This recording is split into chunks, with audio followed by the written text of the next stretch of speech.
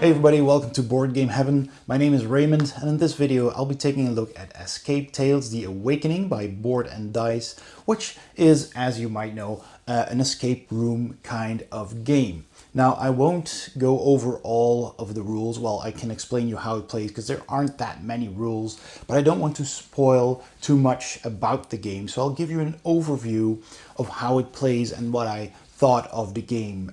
So anything that you see here is spoiler free. So let me start with what's in the box. So you first get a storybook which has paragraphs of the story, and this is a very rich story which I will discuss in a bit. So this has all kinds of chapters with numbers, and the game will tell you at certain points which of those paragraphs you need to read to advance through the game. There's this thin little rule book, so it only has a few pages, tells you how to set up the game. Basically, these are all the rules. This is all you need to learn, and it tells you, how it works, how you will read information and where that will take you. But it's very simple and very intuitive, and basically the game leads you on through all the different cards. So there's nothing to worry about. It's very simple. The game also uses an app which doesn't need to be installed. It's on a website, so all you need is a browser. So you can do this on your phone or a tablet or a laptop or even your computer. It doesn't really matter, and there will be symbols on it. You can see that here.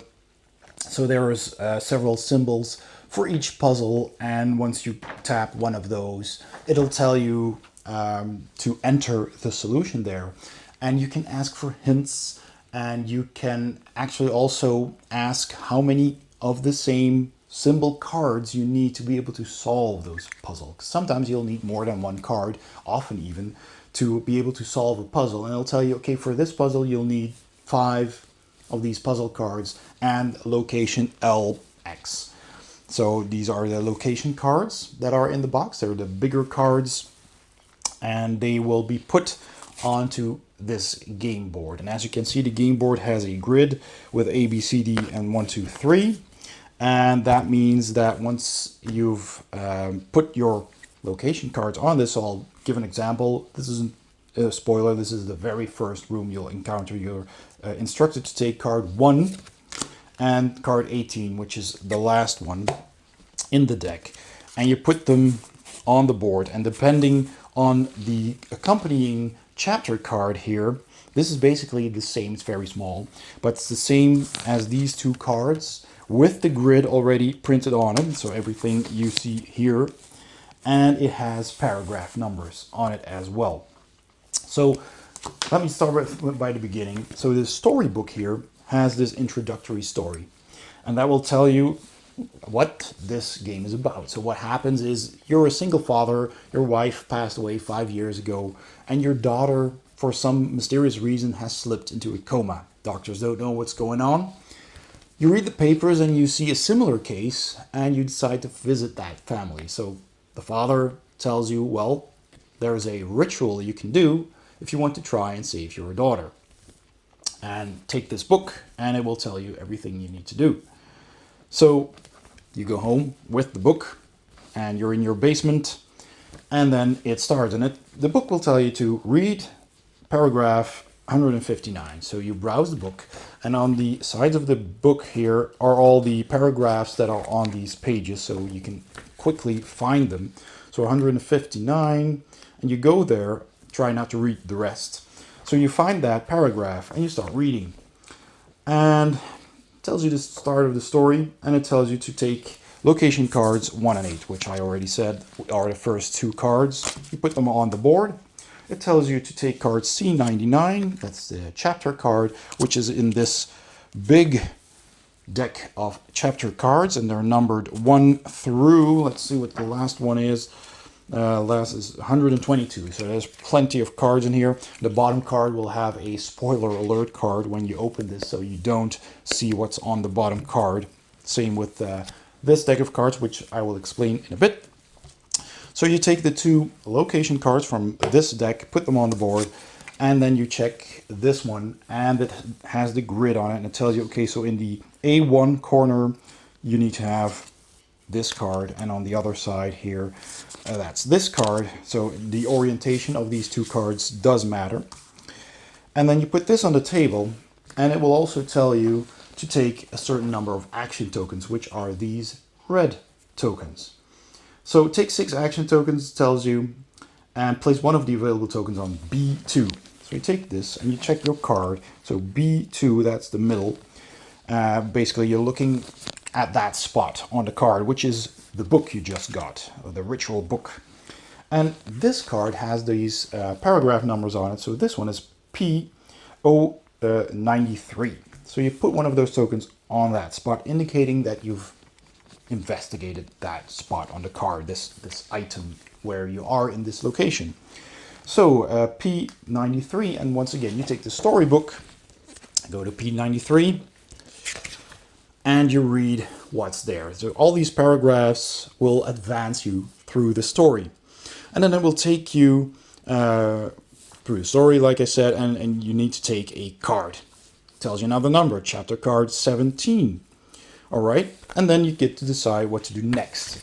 So next, you take that card 17, you just simply browse through the deck again until you find it.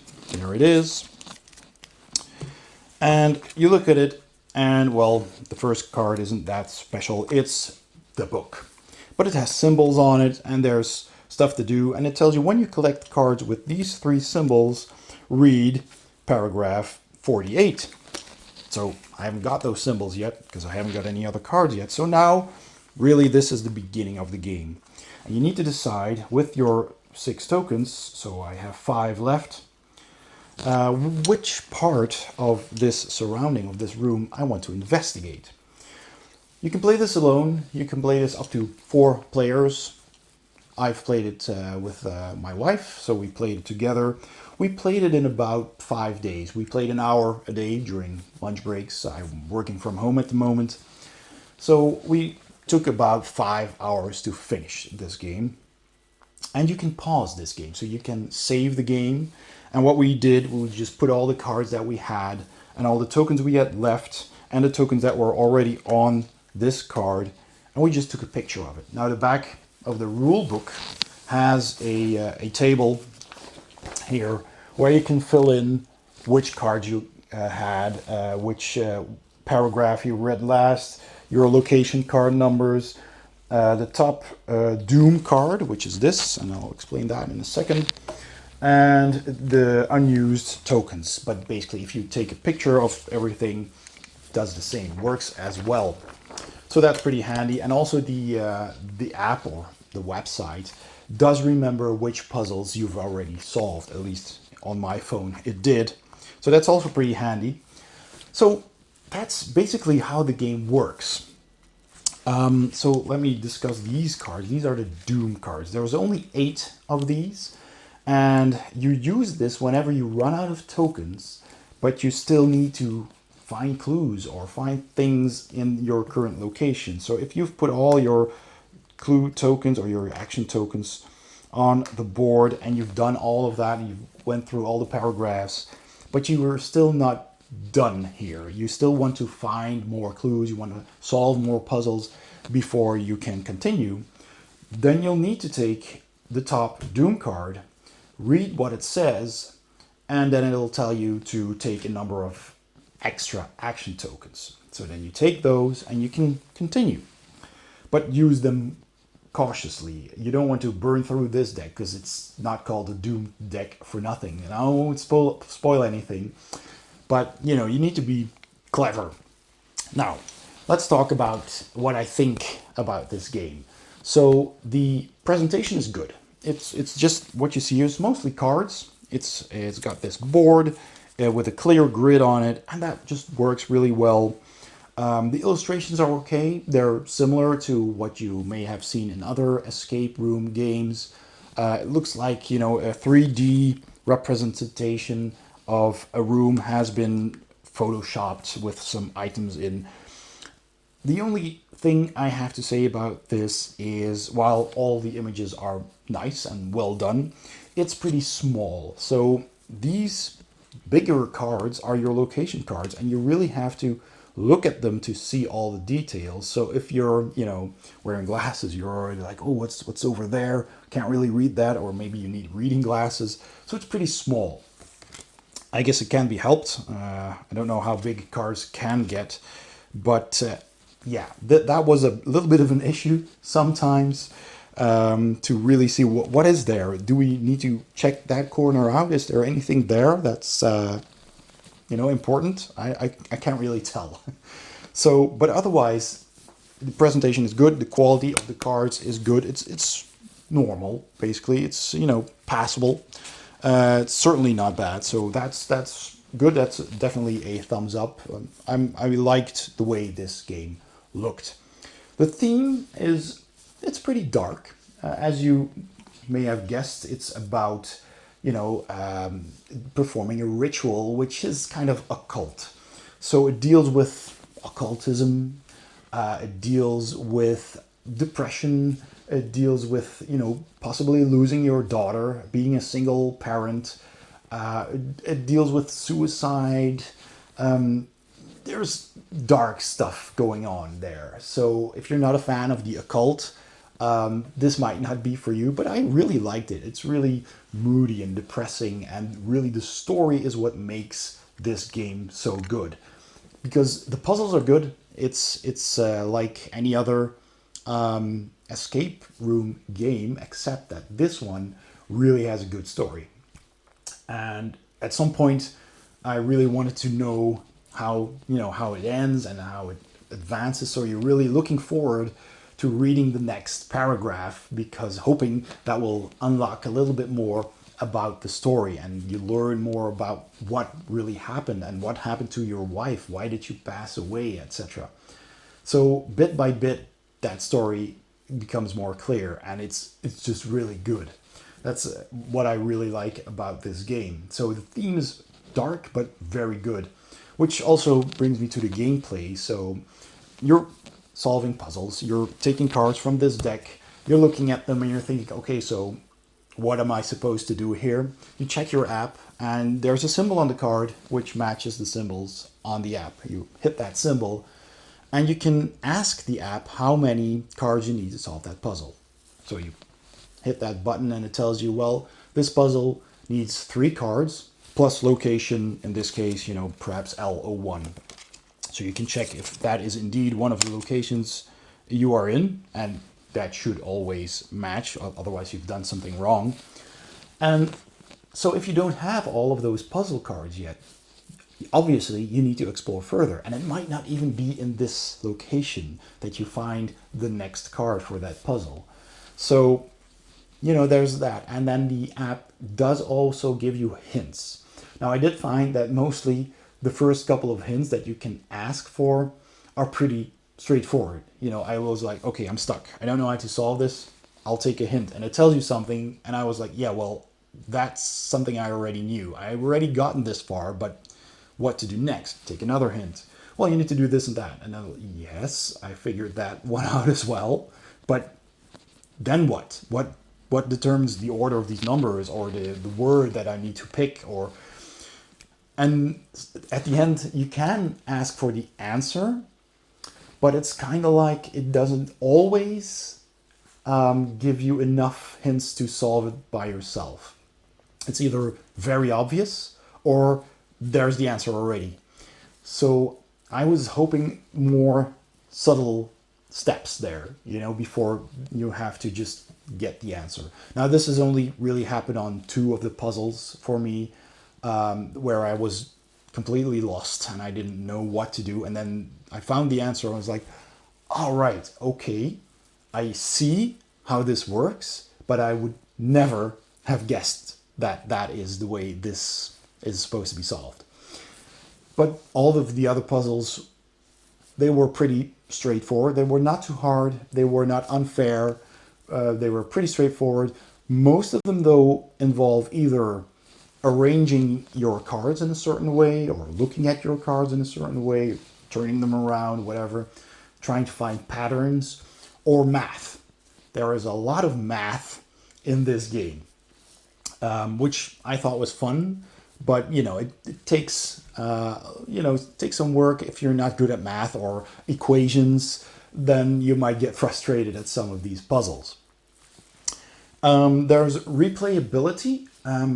It is there because unlike most escape room games, this game can be replayed because the choices you make eventually lead you through the story, and it branches to a certain ending.